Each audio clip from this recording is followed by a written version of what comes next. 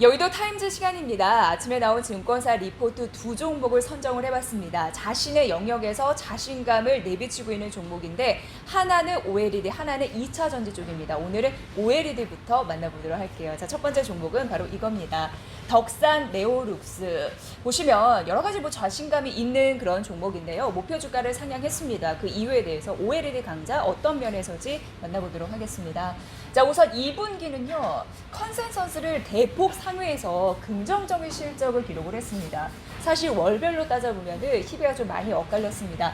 4월, 5월 같은 경우에는 코로나19 영향이 있었잖아요. 그래서 글로벌 모바일 쪽 수요가 부진했습니다. 모바일 잘 안 쓰게 되죠. 스마트폰 수요도 감소하게 되고 그렇다 보니까 소재 주문이 급감을 했다. 이제 소재주니까요. 그 부분이 있었습니다만 하지만 6월부터는 반등세를 보였잖아요. 그렇기 때문에 모바일 수요가 회복이 되고 하반기도 신제품 준비 이런 부분도 있었기 때문에 긍정적이었다. 고객사 가동률 상승 효과 이런 부분이 실적을 대폭 상회할 수 있는 요인이었다. 이렇게 보시면 될 것 같고요.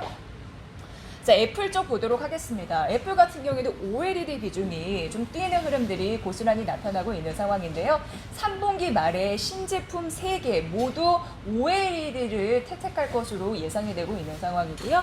더해서 삼성 디스플레이 같은 경우에도 패널 출하량이 전년 동기 대비해서 증가할 가능성이 있기 때문에 OLED 비중은 애플에서도 삼성 디스플레이에서도 긍정적인 가능성이 있는 상황입니다. 자, 그렇다면요.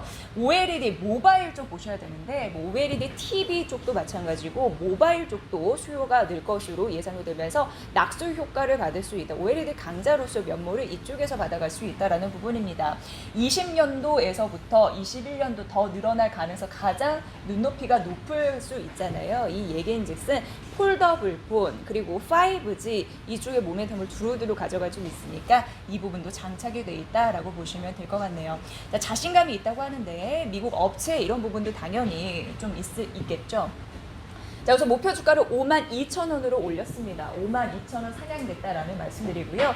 무엇보다도 애플 신제품 효과도 있다라고 말씀드렸는데 여전히 30% 수준인 모바일 시장 내 OLED 침투율은 결국 이후에 더 가파르게 오를 것이다 라는 가능성이 있습니다. 노트북, TV, OLED 생태계 확장 그렇기 때문에 지속적으로 매수해야 된다. 이 비중 확대 전략 얘기를 했으니까 여러분도 덕산 네오룩스 2분기 큰 폭의 상회한 실적을 발표했는데 그 이후도 더 갈 수 있다고 하니까 52,000원까지 잘 갈 수 있을지 주목해서 보시면 될 것 같습니다. 자, 그럼 이제 TSI 볼게요. 이 종목 같은 경우에는요. 코스닥에 7월에 이전 상장됐던 종목이고요. 2차 전지 증설 경쟁의 수혜 기업이라고 하는데 어떤 내용인지 만나보도록 하겠습니다. 자, 이거는 개념을 좀 잘 알면은 굉장히 쉬운 그런 내용이라서 잠시 준비를 해봤는데요. 2차 배터리를 생산하는 데에서 여러 가지 공정이 있습니다. 크게 3가지로 나뉩니다. 첫 번째, 두 번째, 세 번째로 나뉘는데 첫 번째는 전극 공정입니다.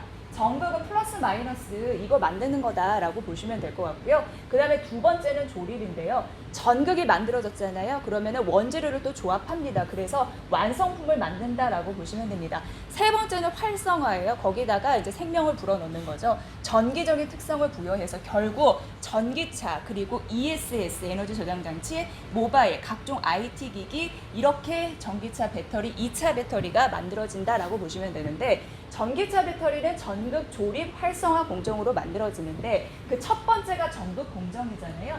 그런데 전극 공정도 세분화돼서 만들어질 수 있습니다. 전극을 만들기 위해서는 믹싱 그리고 코팅, 믹싱은 이제 섞는 거고 코팅하는 거고 말 그대로 프레싱 누르는 거죠. 그리고 마지막으로 자르는, 커팅하는 슬리팅 이런 부분으로 나눠지는데 배터리 2차 배터리의 첫 번째 공정인 전극 공정의 가장 핵심이라고 할 수 있는 첫 번째 믹싱 공정을 담당하는 장비다 이렇게 보시면 될 것 같습니다. 굉장히 중요하고 꼭 필요한 그런 장비이죠. 그래서 2차 전지 전극 제조 공정도 보면은 믹싱이 얼마나 중요한지 알 수 있을 텐데 이를 또 생산해내는 그런 장비다라고 보시면 될 것 같습니다. 그래서 TSI 같은 경우에는요 경쟁력이 있는 상황인데요. 믹싱 공정이라고 말씀드렸는데 그게 뭔지 또 잠시 언급해드리도록 하겠습니다. 믹싱이라는 거는 섞는 거잖아요. 그래서 바인더, 그림 보이실지 잘 모르겠지만 도전제, 활물질 이런 거를 다 넣는 거죠. 그래서 믹싱, 섞는 겁니다. 그래서 슬러리로 이렇게 나타나는 건데 이거는 이제 고체와 또 액체가 이렇게 섞여 있는 걸 슬러리라고 하더라고요. 결국 이렇게 나와서 나중에 이제 코팅까지 가는 거죠. 이거를 이제 믹싱 공정이라고 한다고 하니까 참고해 보시면 될 것 같습니다.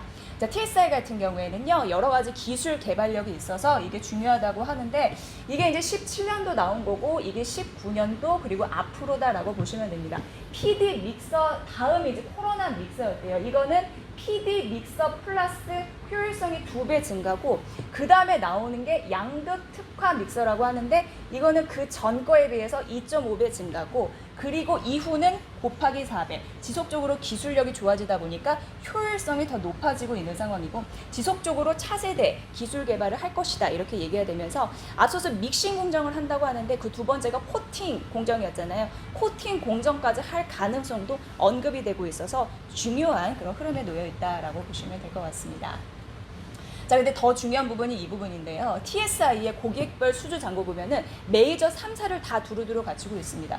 첫 번째는 LG화학이 36%고 삼성 SDI도 거의 30% 가깝게 수주를 하고 있고요. 이제 고객인 거죠. SK이노베이션도 16%입니다. 그러니까 메이저 3사를 두루두루 갖고 있으니까 더 부각을 받을 가능성이 있겠죠. 다 2차 전지에 굉장히 중요한 그런 벤더들인데 이런 부분으로 다 뭐 수주를 하고 있다. 고객이다. 3대 고객사다. 이렇게 보시면 될 것 같습니다. 자, 그래서 2차 전지 캐파 증설, 앞서서 지금 증설에 대한 수혜주라고 말씀을 드렸잖아요. 이거를 보면은 21이 46으로 뛰고 이게 이제 CATL이고요. 그리고 17이 29로 뛰고 이게 SK이노베이션인데 앞으로 21년과 22년 같은 경우에는요. SK이노베이션과 CATL이 중국 거거든요. 여기에서 증설을 많이 한다고 합니다. 증설하고 투자하고 이러면은 당연히 장비 업체가 수혜를 받을 수밖에 없는데 TSI 그 수혜를 톡톡히 받을 것으로 예상이 되니까 이 부분 챙겨보십시오. 그래서 마지막으로 하반기 수주 증가가 기대가 되는데 또 내년 실적도 기대가 된다고 합니다. 자, 그래서 긍정적이고요. 하반기 수주 증가가 예상되면서 올해 동사 영업 실적은 전년 수준을 유지할 건데 앞으로 증설 경쟁이 있기 때문에 실적 회복 내년에 나타날 가능성이 있기 때문에 내년을 더 잘 봐야 된다라는 부분이고요. 긴 호흡에서 조금 더 관심을 가져라라고 얘기를 하고 있습니다. 따로 이제 목표 주가를 제시하진 않았습니다만 2차 전지 관련주 특별한 그 장비주로서 긍정적이다라고 얘기를 했습니다. 현재가 16,500원, 목표주가 따로 제시하지 않았으니까 이 부분 챙겨보시면 좋을 것 같습니다. 자, 오늘은 OLED 강자가 될 덕산 네오로스 2차 전지 장비주 TSI 그 면목까지 살펴봤습니다. 여의도 타임즈 시간이었습니다.